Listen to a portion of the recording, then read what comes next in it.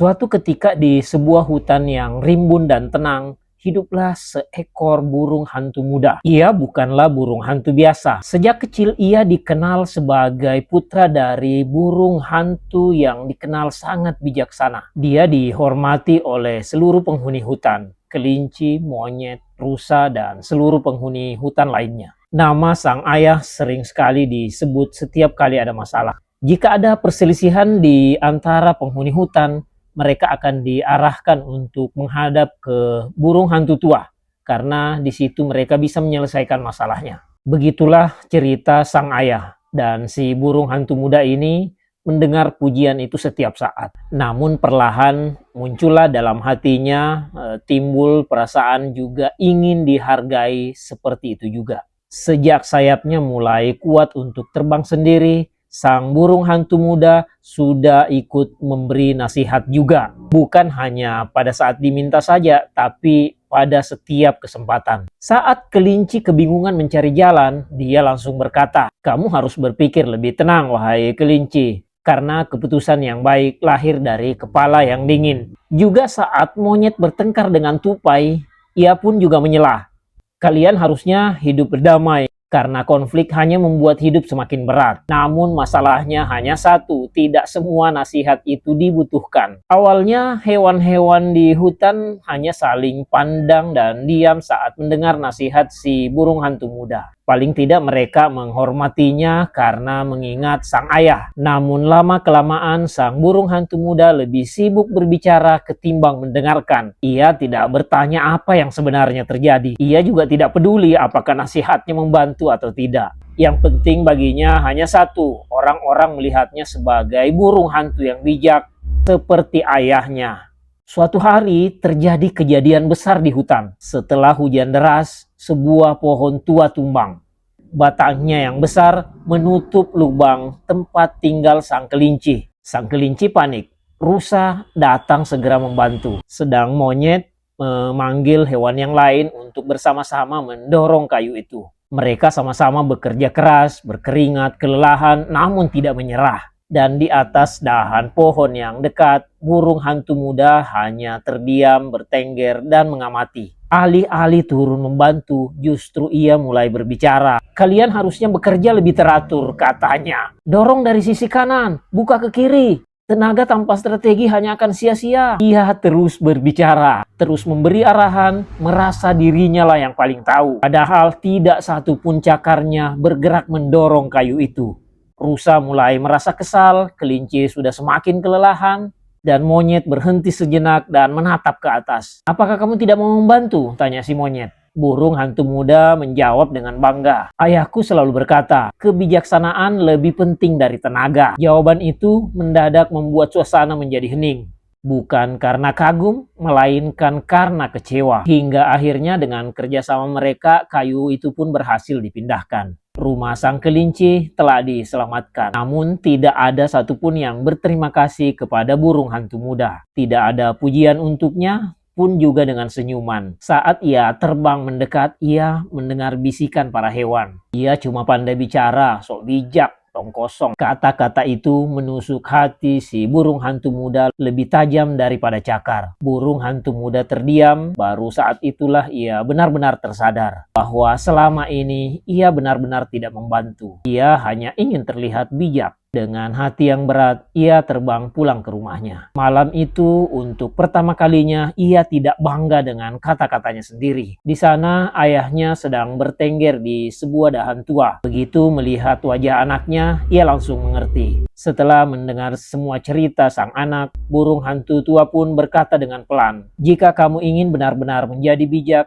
besok bertenggerlah kamu di dekat pohon uak yang besar di dekat pemukiman manusia. Dan ingatlah baik-baik saat kamu berada di sana, kamu tidak boleh berbicara. Kamu hanya boleh melihat dan mendengarkan." Tanpa banyak protes, burung hantu muda mengangguk. Dia belum tahu bahwa di sanalah hidupnya akan mulai berubah. Keesokan harinya saat matahari mulai terbit, si burung hantu muda terbang menuju pohon oak terbesar di dekat pemukiman manusia. Pohon itu menjulang tinggi, bahkan puncaknya hampir terlihat jelas oleh semua yang ada di hutan itu. tentu juga dengan pemukiman manusia yang ada di bawahnya. Ia bertengger di sana, mengingat pesan ayahnya. Ia tidak berbicara, hanya melihat dan mendengarkan. Pada awalnya hal itu terasa sangat sulit baginya. Berkali-kali ia ingin membuka mulut dan ingin memberi nasihat terhadap atas apa yang ia lihat. Namun ia berhasil menahan diri. Ia tidak ingin menyerah. Hari berganti hari berlalu, tanpa disadari sudah beberapa lama sang burung di atas pohon tua itu sambil melihat kejadian-kejadian yang belum pernah ia melihatnya sebelumnya. Suatu hari ia melihat seorang anak yang membantu ayahnya membawa keranjang besar yang berisi buah melewati hutan. Tujuan mereka jelas, buah itu dibawa untuk segera dijual. Meski mengangkut beban yang berat, anak itu tidak mengeluh. Ia tidak berkata apa-apa, meskipun bebannya sangat berat, ia membantu ayahnya dengan sangat tulus. Di hari berikutnya, si burung hantu muda melihat pemandangan yang berbeda lagi. Seorang anak perempuan berpakaian bangsawan berteriak keras pada ibunya. Burung hantu muda berpikir bahwa anak yang dibesarkan oleh orang tuanya dengan didikan yang keras justru lebih menghargai orang tuanya. Sementara anak yang hidup serba berkecukupan justru melakukan sebaliknya. Di hari selanjutnya ia melihat seorang pemuda yang terus berkata bohong demi terlihat baik di mata orang-orang.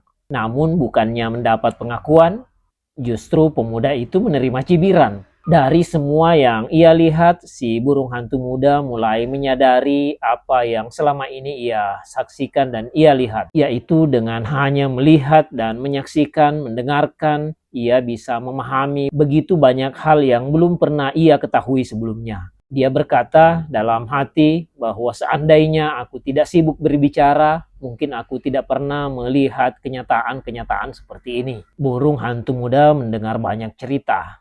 Sebagiannya benar dan sebagiannya juga agak berlebihan. Dan kini tibalah saatnya si burung hantu muda kembali menemui teman-temannya di hutan. Saat itu kebetulan terjadi sebuah kejadian besar. Seekor gajah jatuh ke dalam lubang yang besar. Hewan-hewan lain seperti kelinci, rusa, monyet sedang berusaha menolongnya. Mereka sedang berusaha menolong gajah itu menggunakan tumbuhan rambat. Namun usaha mereka gagal. Karena tubuh gajah terlalu besar untuk ditarik hanya dengan menggunakan tumbuhan rambat. Ketika burung hantu muda datang, beberapa hewan terlihat menggerutu atas kedatangan si burung hantu muda. Kuatkan telinga kalian, burung hantu itu sudah datang, kata sebagian hewan yang ada di situ. Kalau ia berbicara tanpa membantu, saya akan melemparnya dengan buah busuk, kata si rusa sambil mengusap keringatnya. Namun sesuatu yang tak terduga terjadi. Sang burung hantu muda tidak berkata apa-apa. Dia hanya bertengger di atas pohon sambil mengamati. Ia memperhatikan situasi dengan seksama, mendengarkan suara-suara di sekitarnya sembari berpikir mencari solusi dalam diam.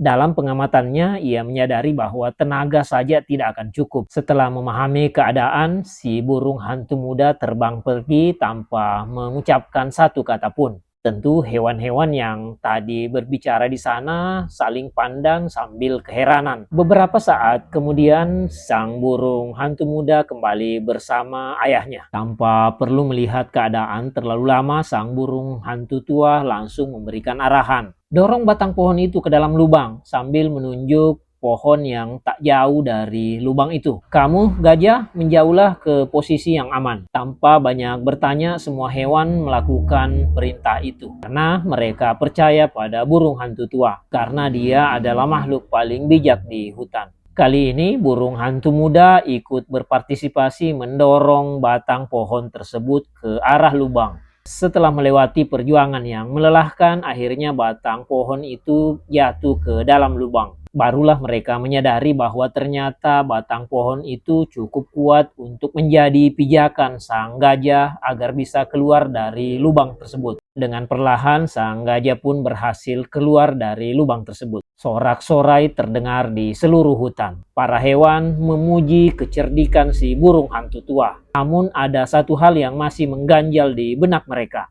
Monyet pun bertanya, "Tuan burung hantu, bagaimana kamu bisa menemukan solusi secerdas ini begitu cepat? Padahal kan Anda baru datang dan belum sempat melihat situasinya." Burung hantu tua pun tersenyum sambil menjawab dengan tenang, Oh, itu anakku yang memberitahu situasinya kepada aku tadi. Dan solusi yang aku berikan itu berasal darinya. Dia hanya meminta aku untuk menyampaikannya atau meneruskannya kepada kalian. Mendengar itu, semua hewan terkejut. Kalau begitu, kenapa tidak dia sendiri yang menyampaikan ide itu langsung kepada kami, tanya kelinci. Burung hantu tua menjawab dengan suara yang lembut. Anakku merasa bahwa kalian tidak ingin lagi mendengarkan ucapannya. Karena itulah dia meminta kepada saya sebagai yang kalian masih percayai. Jawaban itu membuat semua hewan terdiam. Ia tak menyangka bahwa si burung hantu muda yang selama ini mereka cibir telah berubah sejauh ini. Ia memilih diam, mengamati, berpikir, dan bertindak melalui cara yang tepat.